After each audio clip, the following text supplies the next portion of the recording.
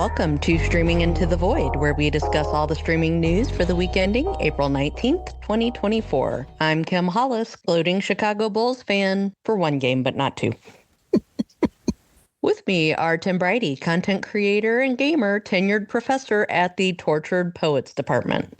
Congrats. This actually has nothing to do with Taylor Swift. It's just a coincidence. Oh, awesome. Also, David Mumpower, author of Behind the Ride, streaming media analyst, and over the 2024 Atlanta Hawks. A modest proposal? Play defense! In the NBA? Is that allowed? And the podcast is produced and edited by Raul Burial, who's annoyed that the defendant in his trial keeps farting. I liked it better when he was just dozing off. This week, there's turmoil in Hollywood while Netflix continues to assert its dominance. Apollo Global Management may have just thrown a wrench in David Ellison's efforts to merge his Skydance studio with Paramount, as it was reported on Thursday by the New York Times that Sony may be backing the Apollo bid. Let's be clear, this is one report based on information that there may be talks underway between Apollo Global and Sony. Nothing else substantial has been indicated, but it does cast the Apollo Global Management bid on Paramount in an entirely new light. My impression all along for the Apollo Global bid was that if it were to materialize, it was going to result in Paramount getting shredded, broken up into parts, and all its assets sold off. That is generally what happens when a company like this buys another company. Yeah, and as a refresher, basically what happened was when the bidding started, Apollo wrote something in crayon on a sheet of paper that said, "We pay you $26 billion.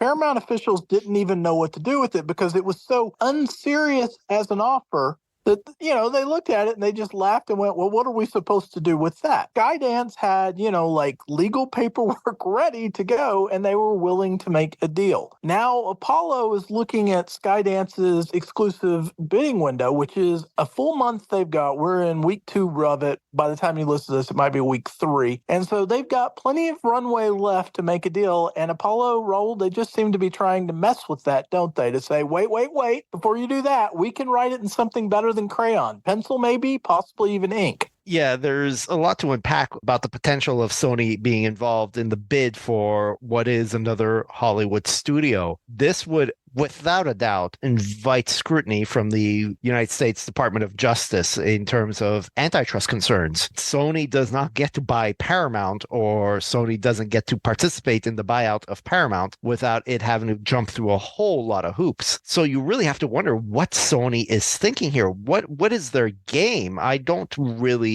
get it, but the fact of the matter is that if Sony were to buy Paramount, the likelihood that Paramount was just going to be broken up into parts, it's less likely to happen. But I just don't see it materializing. But if it did, boy, wouldn't it be funny if Sony owned the studio that was producing the series based on Microsoft's Halo? This is Sony essentially poking Microsoft in the eye, saying, look what we can do. And honestly, I think this feels very much like an invitation to bring other bidders into the Paramount bidding war right now. Right. We've seen this before. We've actually seen this before fairly recently, and that was when Disney made an offer in the $50 billion range for the assets at Fox. Well, a different competitor, Comcast, looked at that and went, whoa, that is way too cheap for that. We cannot let you establishing dominance in the marketplace by getting that deal at that price. So Comcast comes in with a better bid. Disney eventually tops that bid, but Comcast did achieve its goal of making Disney pay, I forget the exact number, but it was like $20 billion more. I think it was $17 billion more than they'd anticipated, which has hurt Disney some. That was the goal here. Disney then turned around and did the same thing to Comcast with Sky. This is what corporations do to make sure nobody gets too big a lead in market share in the marketplace or too much IP, both of which are pressing concerns. We're seeing this now where Sony is looking at what could happen and going, wait a minute, we've been on the outside looking in. And Raul and I keep having this debate. Raul thinks Sony has the perfect strategy of being a hired gun that sells its content to the highest bidder and makes the most money in the short term. That is absolutely correct with the key phrase of in the short term. It is not a winning play long term. And I've said that on this podcast several times. At some point, you have to get in the game. This would put Sony in the game, but I cannot stress this enough. Even in the New York Times piece that broke this story, there was no commitment whatsoever. There was basically, we've got our fingers crossed, maybe, just maybe we'll do this. It was, don't make the deal with Skydance and nothing else.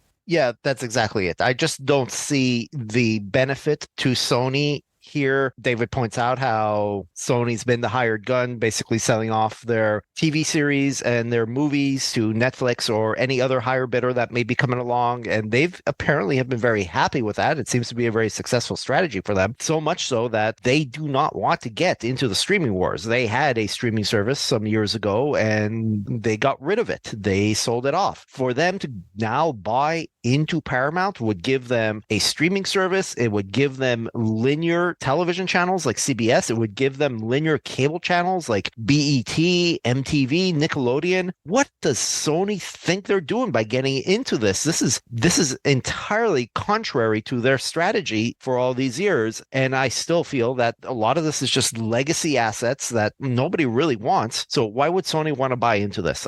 It doesn't make sense other than to maybe make sure that the Skydance bid for Paramount is all on the up and up and it keeps everybody honest and that everybody ends up paying the right price. And as David pointed out, implying that maybe Skydance ends up having to pay just a little bit more and doesn't give anybody too much of a lead in the Hollywood studio wars. And the other thing I want to throw in here, just when you look at this from the meta perspective, we were saying a month ago that we're in the wait and see mode where we want to find out what happens next. Well, Skydance is saying if we get Paramount, we want to merge with somebody. Sony is saying, on second thought, it's not the worst idea for us to have a streaming company. Those things we've been waiting to happen suddenly have hit the gas as hard as they can. And so it's going to be an exciting month.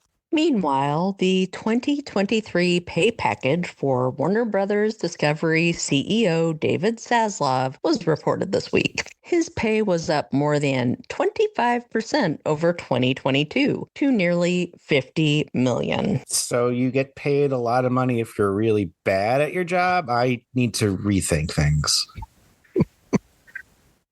Is there anyone out there still giving Zaslav the benefit of the doubt? His entire tenure at the studio has been designed to better himself at the expense of everyone and everything else. What more proof do we need? Yeah, Kim and I were talking about this before the podcast, and, she was like, you're getting angry. And I was. And that's because I have friends who are affected by these things. The reality is we have talked about movies that have been killed. We're talking about an $80 million production of Batgirl. We are talking about the Looney Tunes film. We are talking about things that if you add the totals of them together, it is hundreds of millions of dollars of assets destroyed so that one guy can get $20 million more on his paycheck. If you want to know what's wrong with the corporate world and what's wrong with Hollywood, that is your textbook example right there. That shouldn't be possible, and everyone listening to this knows it is fundamentally wrong, and yet he did it, and he did it with very little pushback. Yeah, we can roll out a parade of disasters and lay them at the feet of David Zaslav, not the least of which is the diminishing value of what was once the paragon of linear broadcasting, HBO. HBO at this point has become a laughingstock compared to what it was even 5 years ago. But really, one thing you have to look at here is how Warner Bros. Discovery has screwed up their negotiations for NBA broadcast rights. The exclusive negotiation window for those rights with the NBA has expired without any agreement between Warner Bros. Discovery and the NBA. The rights now are going to go to whoever is the highest bidder. And without those rights, sports broadcasting at Warner Bros. Discovery is pretty much DOA. Yeah, Raul is more doom and gloom on this than I am. And I know that Kim and I were raving a few days ago about how exceptional the broadcast was when the Warner's division handled March Madness. It's the gold standard. It's as good as it can be. They're not going to throw away that golden goose. What they're trying to do is show some cost constraint here, and that's what that is. And obviously, we shouldn't be surprised by that when David Zaslav does it. Even if he weren't the one behind the wheel, this would still be happening, because the reality is there are outside parties who would like to throw a lot of money at the NBA, and the NBA would like to accept that money. So these exclusive bidding windows had to close so that the other parties could come in. And I believe that there is an understanding with ESPN, with Warner Brothers Discovery's TNT, TBS, where everyone is aware of the fact that the NBA wanted to make more money, and the best way to do that is to share more. And so they are going to broadcast fewer games with this upcoming contract, but I fully expect that the same two major broadcast partners to continue in some form of agreement. And I suspect that there is already a deal that has been made behind the scenes, and we're just waiting to find out whether, Apple or Amazon comes in, or possibly even Google, and buys a little piece of it. I don't think the broad strokes are going to change much. And the reason why I say that is Warner Brothers Discovery has extended the contracts of the people like Charles Barkley into the 2030s. They wouldn't do that if they were going to lose NBA rights entirely. Yeah, I wouldn't be surprised if this was the NBA looking to split the pie up into finer slices, although we've seen this with Major League Baseball, where that league has split up their rights across multiple different broadcast partners. And I think the losers here are the fans. And if that's what's going to happen here with the NBA, I would argue that's bad news for basketball fans as well. But all this news paled in comparison to Netflix's quarterly earnings report. It was another banner quarter for Netflix as they added 9.33 million subscribers, while analysts estimated they'd add only 3.93 million. Wow. So the account sharing crackdown worked? God. This is a lot more than just them cracking down on password sharing. Oh my God. Netflix beat estimates across the board. Their earnings per share were $5.28 based on $9.37 billion in revenue. And that's compared to an estimate of $4.26 per share on $8.73 billion in revenue. That is an increase of 15% over the same quarter last year. To bring all this home, Netflix's income for this quarter was $2.3 billion, and their free cash flow was $2.13 billion. Or to frame it another way, Netflix spent $7 billion in Q1 of 2024 and still had $2 billion left over. Is the increase in revenue mainly because now we have ads and we didn't last year? Largely, Netflix is saying that they're still not making a lot of revenue from ads. They continue to push their ad tiers as an alternative, as a preferred alternative. But $2 billion in free cash flow does not reflect subscribers on an ad tier. No, this is just a lot more subscribers deciding that Netflix is the streaming service they want. Yeah, and to the point about the password crackdown, we know that's one of the reasons why. We know that is a huge factor on the bottom line, because Netflix, while taking its victory lap, quietly whispered nowhere near a microphone, "We're going to stop announcing subscribers next year."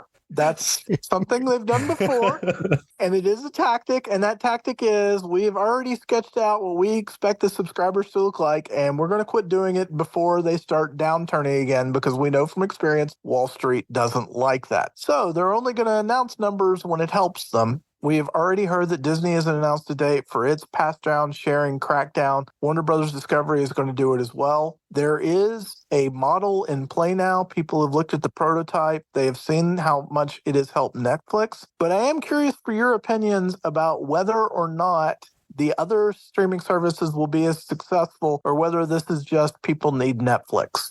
There is just so much more original content and now even library content on Netflix compared to the other streamers that, I mean, we've said it before, the studies and the analysis have said it for years, that when it comes to streaming, it's always Netflix and something else. Netflix is your baseline when it comes to streaming. Everybody gets Netflix. And Netflix really honestly is not done. They're not done adding subscribers. They're not done with original content. They're not done flexing, as they announced that new seasons of powerhouse shows like Squid Game, Night Agent, Cobra Kai, Emily in Paris, Outer Banks, and the Ryan Murphy anthology Monster will be coming in the second half of 2024. So all of that's happening before they stop announcing new subscriber numbers. So watch for even more impressive quarterly earnings from Netflix to come.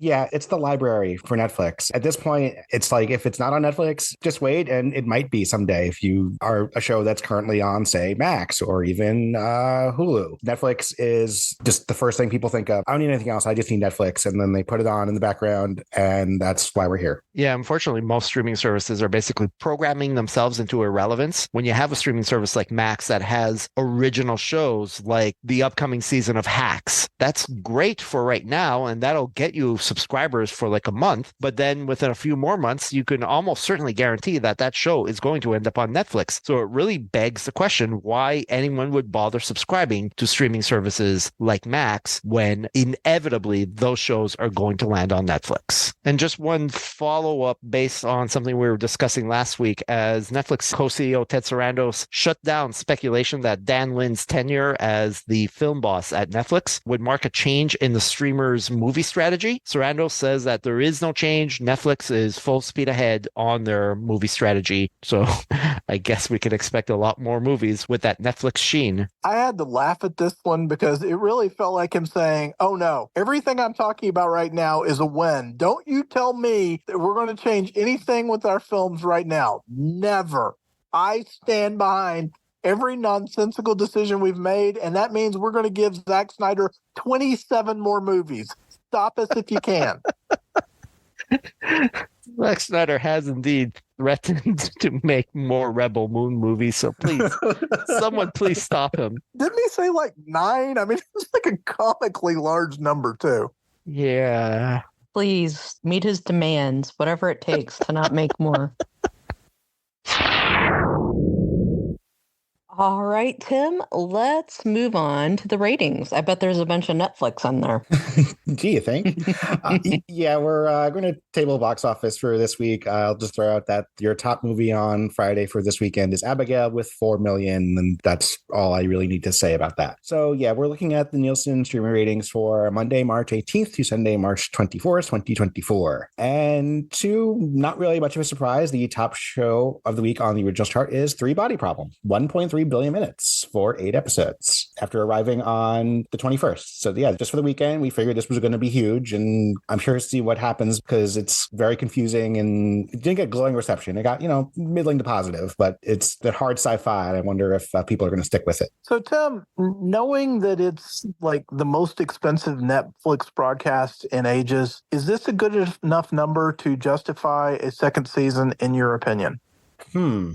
I feel like they probably will go ahead and do it. Of course, they have, Netflix now has a month more data than we're talking about here, and it has not gotten a renewal yet. So I'm wondering what they're waiting for. It's only one book, right? It's not a book series. There's 3 books in the series. Oh, okay. I did not know it was a series. Okay, so then there is more to it that could possibly be adapted, because I'm wondering if it was just the book turned into the show, but okay. No, as a matter of fact, without doing spoilers, they actually pulled from the second and third books in the first season.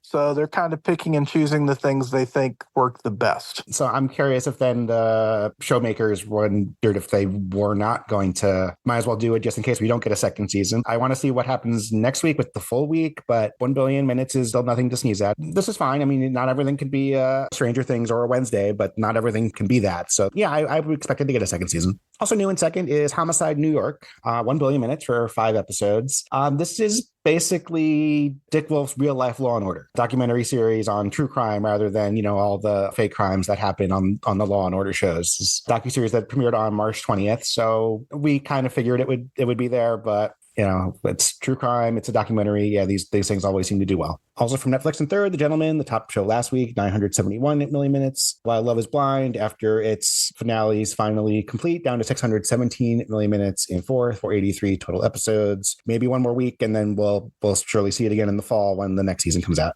Hulu's Shogun is up to fifth with 5 episodes, 423 million minutes. So it's kind of plateauing after the start, but I feel like that's common with the shows that aren't on Netflix that release weekly, and then it'll just see a gradual increase, and then I think a nice little jump at the end, because there's still several more episodes to go, at least through the next month.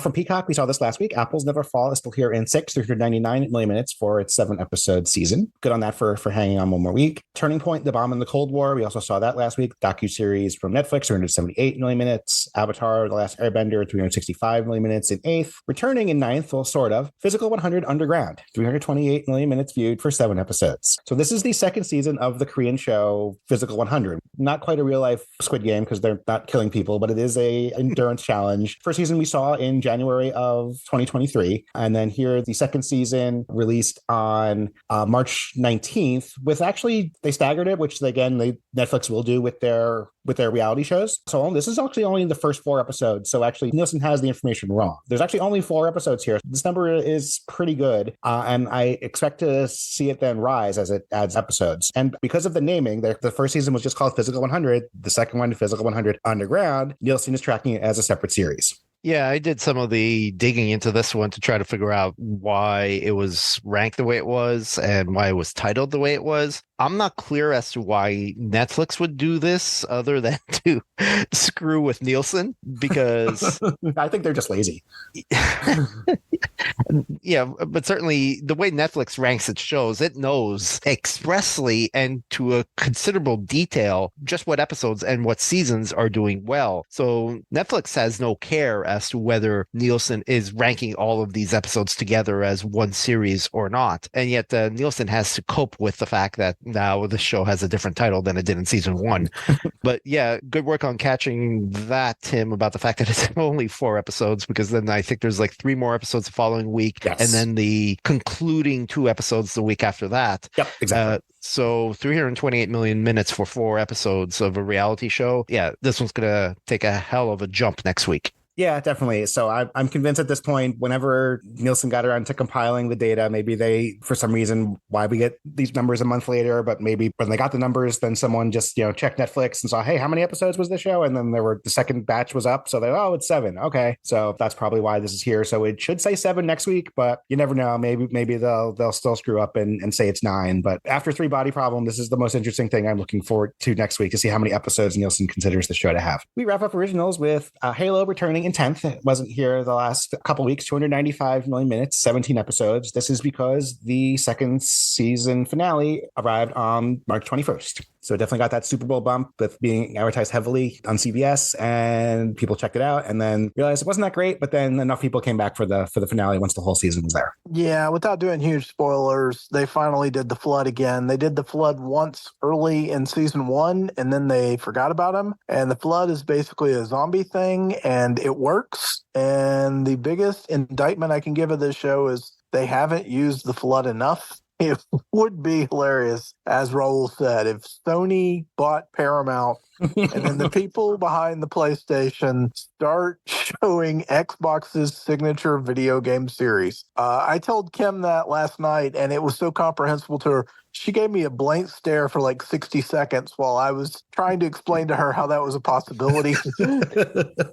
It's that unfathomable. I'm not going to touch that at all, but I will comment on the retention rate of streaming services when it comes to NFL games. David and I had been doing a dive into subscription numbers and retention after NFL football games, and it is strong, even when the game is not exclusive to a streaming service. And we have seen that on Peacock, where there are NFL football games that are exclusive to Peacock and people subscribe and then they stick around. Now, whether they actually watch anything or not is a different matter, but evidently, according to some subscriber information, those people are still paying months after they had signed up just to watch a football game. So it's no surprise then that after Halo was promoted as heavily as it was during the Super Bowl, the NFL championship game on CBS, was that people subscribed to CBS's sister streaming service, Paramount Plus, and are sticking around to watch shows like Halo.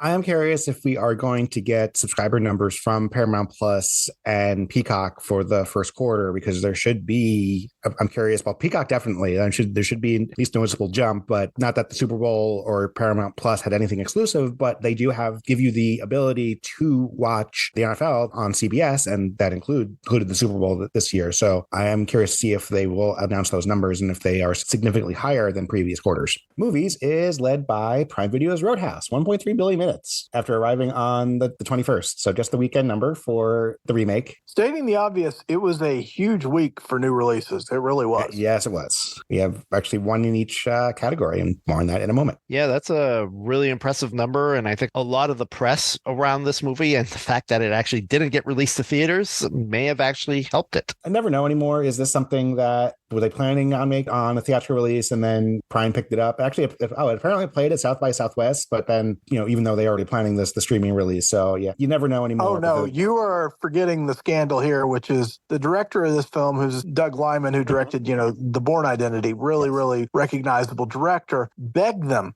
to release this in theaters. I mean, begged them, and Amazon would not hear it. And he basically went public. He went to the press. He spoke to everybody he would, expressed his outrage, and Amazon was just like, oh, isn't that cute? You think you matter. But the it thinks it's people argument worked effectively is he got the hint.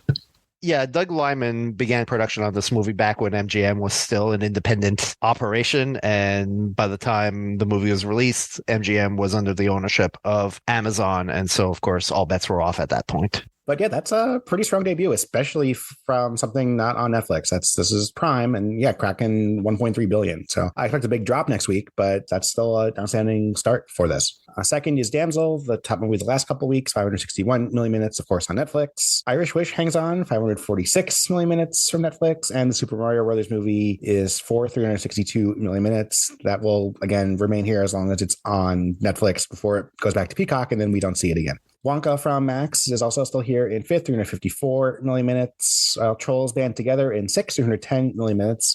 This is also, as the Universal release, has the same deal with Peacock and Netflix, where it will be on Peacock for 4 months and then go to Netflix. So check back in August, and we will certainly see this here in probably crushing it, doing way better numbers than it ever did on Peacock. Taylor Swift Eras Tour is down to seventh with 310 million minutes. So a little surprising, but I think we all agree that this is the limitation of Nielsen's tracking, is that this is mainly second screen viewing. You're putting it on the tablet or your phone or something, and then just listening to it while doing stuff. Yeah, and I think its primary audience is probably watching it on their phones. Yeah, if they're watching it. Exactly. Yeah, I'm certain this is bigger than that. I'm not surprised the drop, but yeah, it's just how Nielsen tracks the stuff. This is only smart TV viewing, as we keep mentioning. I mean, if we look at it a certain way, it's a 75% drop, and what I mean by that is we only had half a week of data last time, and it was 677 million. Now we have a full week of data, and it's 310 million. So twice the data getting one half of the results is worrisome, no matter how you slice it. I mean, we can dismiss it as second screen viewing, and that is absolutely what I've done with my writing. That's the evaluation I have of it. But still, I did a puppy dog head tilt when I saw this number. It surprised me. Moana, also Disney Plus, in eighth, 266 million minutes. Ricky Stenicki from Prime Video hangs on for one more week, 241 million minutes. And new in 10th is Shirley from Netflix, 225 million minutes viewed. This is the biopic of Shirley Chisholm starring Regina King that premiered on the 22nd. Acquired is 9 shows we've seen before, but it's the show that's number one that's most important. This is Quiet on Set, The Dark Side of Kids TV, 1.2 billion minutes for 4 episodes from Max. Of course, this is an HBO documentary series, so that's why it counts as acquired. But I actually kind of expected this, because this is talking about the Nickelodeon kid shows focusing on, say, Dan Schneider. I work with a bunch of younger people who grew up on a lot of these shows that aired in like the early 2000s, and several of them were talking about watching this. So I am not surprised that it's here, because this is just absolutely horrifying. But people were very familiar with these actors in these shows because they grew up watching things like The Amanda Show, say Amanda Bynes, all that, Drake and Josh, those sorts of shows. I kind of wish it wasn't this big, but I kind of expected it to be after hearing coworkers coworkers mention it, which is generally uncommon for them to talk about something. I'm only going to comment on the fact that this is considered an acquired show because it aired on ID, also known as Investigation or Investigative Discovery. So it is acquired only in the most tenuous of senses, because I believe each episode also aired almost immediately afterwards on Max. It just, again, goes to speak to how arbitrary these charts are and how the categorization of these series is. Yeah, I always find it funny that how much you quibble with these things. And actually, I would have assumed HBO. I have never heard of Investigation Discovery until you mentioned it. So that's why I said that it was HBO. But I guess more people are actually probably watching this on Max than Investigation Discovery. So I will say that when we pull up Max, it is like the first recommendation. And the interesting thing about Max is you really can't, make it go away like you can on some services. The mere existence of it offends me. This stuff is vile. We've been, throwing, let's call him fan biter under the bus for 25 years now on profits. This is not a surprise to anyone who paid any attention whatsoever. So, I don't want to be watching it now. It's not like the big surprise mystery reveal of you won't believe. Everyone knew, they just looked the other way. So this is definitely going to hang on with that big a star, and it may actually take a jump in a couple weeks because this is 4 episodes. They added one more that arrived on April 7th that won't reflect in the ratings for a couple more weeks, that uses some unused footage from the first 4 and also features interviews from some of the actors involved. Yeah, look for this one again, but this is quite big, and yeah, of course it's considered acquired because it's not originally arriving on the streamer, but there you have it. That's very impressive for Max. And we should add that what they did was pretty vile too. I mean, they would not tell people what they were actually being interviewed for. They would try and, just sandbag people. Everything about this is loathsome, which makes it perfectly Zaslav. Yeah, it's all bad. It's terrible, but I know enough people who grew up with these shows, and even though I didn't watch them, I was aware of them. And now you have people, they're older and they're watching this and they're all mortified as well. Bluey's also over 1 billion minutes in second, of course, and otherwise it's just a bunch of shows we've seen before. But yeah, 3 big debuts on each chart this week. I was actually pretty excited for these ratings after some kind of meh weeks. And then we still have more Physical 100. We have more Shogun coming. I'm curious to see what happens with Roadhouse and with Quiet on Set. So yeah, it was an interesting week of ratings. Yeah, and look out in a few weeks because I noticed that Evil is coming to Netflix next week. So, yep. And that's before its final season on Paramount. In our greenlights and cancellations this week, Apple's on a spending spree, having renewed For All Mankind for a 5th season, as well as ordering a spinoff based on Star City. The Star City part is the most interesting aspect in that Ronald D. Moore had kind of hinted the fact he expected to get a 5th season of the show. I think that in a lot of ways it's run out its usefulness, but they did reveal something toward the end of season 4, and that was there was basically a Russian equivalent of NASA hidden in the forest that nobody knew about. Star City is going to show what that was like during all of the events we already know from For All Mankind. That's an interesting storytelling opportunity, and I'm excited by that aspect, but I also am afraid it won't be that engaging because it's one of those where all the characters we know are loathsome. Apple's also ordered a new series based on the book Down Cemetery Road from Slow Horses author Mick Herron. The new series is set to star Emma Thompson and Ruth Wilson. And in case anybody was wondering, it is a thriller. Surprise. Over at Prime Video, the streamer has confirmed that Fallout has been renewed for season 2. Hell yeah. Mm-hmm.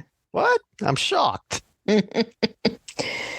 And Netflix revealed this week that The Witcher, which just began production on season 4, will end with season 5. I was going to say, if you ask probably people who watched it, it ended with the 3rd season. Yes. Yeah, for a series to last 5 seasons on Netflix is a stretch. And so this one was pretty much at its twilight. It actually outlasted its star, Henry Cavill, by 2 seasons. Mm-hmm. Yeah.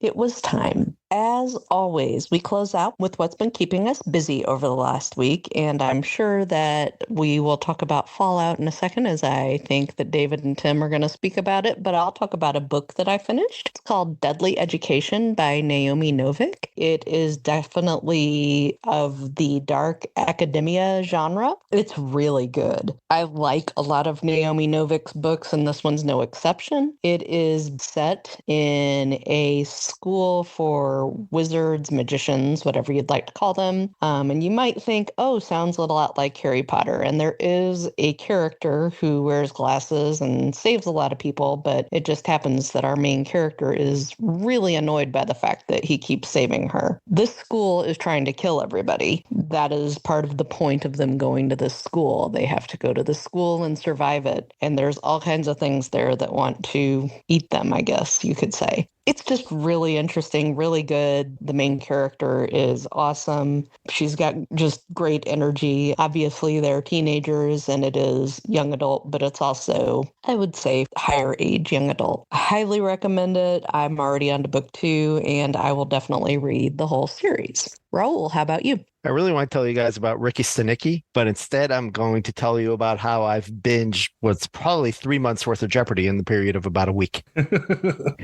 Jeopardy's been doing tournament after tournament throughout the season, and a lot of that had to do with the fact that the new season had begun during the writer's strike, and Jeopardy could not secure the services of their writers during the strike for obvious reasons. And so what they did is they brought back a lot of former contestants and, in fact, recycled a lot of old clues for the game. And so what we ended up with was second chance tournaments, which is something that I think a lot of fans of Jeopardy had been asking for years. And we ended up with tournaments where they had brought back contestants who had done very well, but perhaps had been eliminated too early or had lost simply by $1. It's frustrating when you see someone who ends up in Final Jeopardy with $40,000 and they lose to the guy who had $40,001. And so bringing back some of those contestants was a nod to the fact that, you know, they were good. They just weren't the best at the time. And that was followed by a tournament of champions and then an invitational tournament to lead into the Jeopardy Masters tournament, which was actually going to be broadcast, I believe, on ABC in May. That one was fascinating because it was an invitational where they actually invited back a lot of former Jeopardy contestants as well as others. The Tournament of Champions had featured for the first time a Jeopardy Celebrity Tournament champion, so that was interesting. And the invitational actually brought back a couple of people who play the Chaser on the ABC trivia show The Chase, who I had not realized had both been Jeopardy contestants well in the past. So it was great to see all these different people competing against each other. But after months and months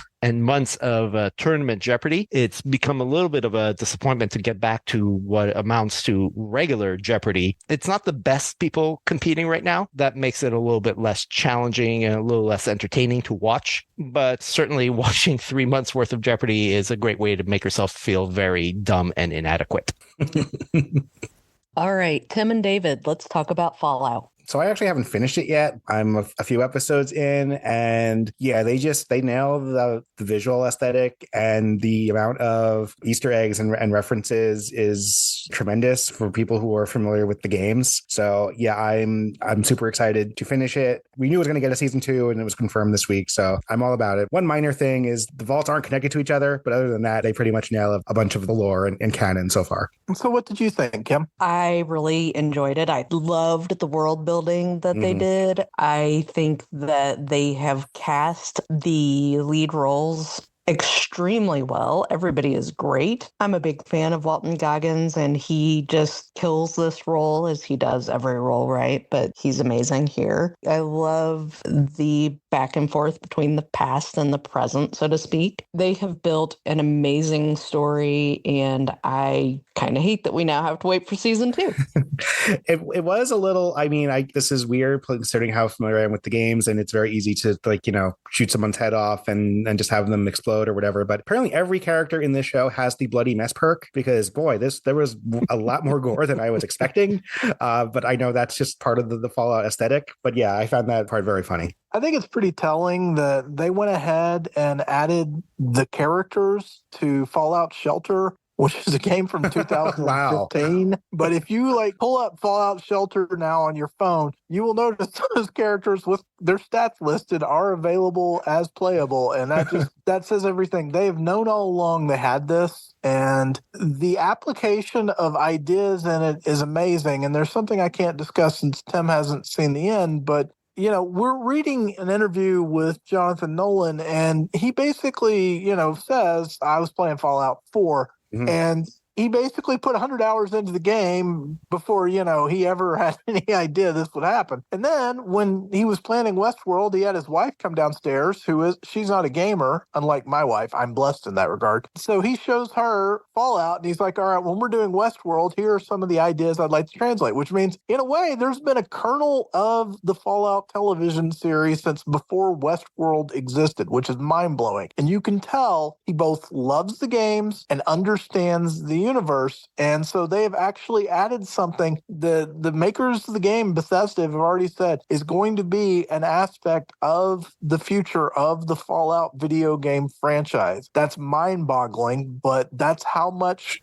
respect we have on both sides of this. Fallout's a masterpiece. It is so much fun. And I'm not saying like it's the best thing you'll ever see, but you will tear through those 8 hours and you will smile a lot. Fallout is definitely having a resurgence too in terms of the game. Like, I'm a New Vegas guy and I'm pretty close to reinstalling that and updating it. But just this week, Fallout 4, a 9-year-old game, is going to get a current gen update with some new content just because they knew the show was going to hit. So the timing is amazing. So I'm actually probably going to reinstall Fallout 4 and give that another go when this drops. And that's the genius of Microsoft right there. I've been telling friends about this. I had not played Fallout 4 in 7 or 8 years. And I loaded it up the other day on an entirely different console. We might actually be 2 consoles down the road. I don't remember. And it had all my saves ready. And it was like I had just been playing Fallout every day since then. It was amazing. And the other thing I love about the series is when you look at it from a certain perspective, they have 3 main characters in this. And one of them in character alignment is the good character. The other is clearly the evil character. And then the middle one is the neutral character who can go either way on stuff. And one of the things they do that's really, really clever is, what would you do to get power armor? How much are you willing to sacrifice to